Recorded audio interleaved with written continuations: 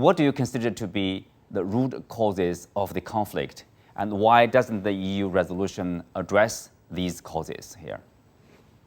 Yeah, I mean, look, we very much are opposed to the killing of innocent people, no matter where they come from, and would have great sympathy for the innocent Israeli victims of the crisis. But our opposition to the motion was rooted in the fact that the European Parliament and its institutions fail to have sympathy or condemn the actions of the Israeli state and to mourn the loss of innocent Palestinians. So the motion itself was incredibly imbalanced, and we couldn't possibly deal and go along with it because of that.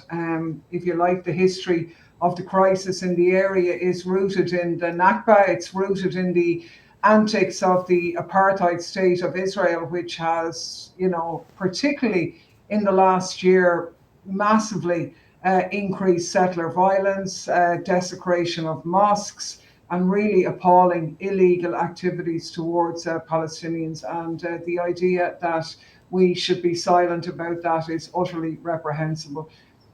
So people would wonder, what are the reasons, behind the EU consideration to back Israel in the ongoing conflict? Well, I think a lot of people are asking that question. And I suppose the first point to make is that the leadership of the European Union's miscalled, so-called leadership are the ones who travelled to Israel. They are the ones who stood shoulder to shoulder with Netanyahu. But Ursula von der Leyen, for example, has no authority to speak on behalf of the European Union in terms of foreign policy. So she was acting on her own as an unelected civil servant, really. The people of Europe are very clear. A number of EU member states are also very clear as well in their opposition to what Israel is doing. Now, why has the European Union leadership backed Israel? Well, I suppose one of the reasons is that they always back the guy that the US backs. They have lost any semblance of independence at all in terms of foreign policy. They don't seem to distinguish between their actions and those of the US. That's on the one hand.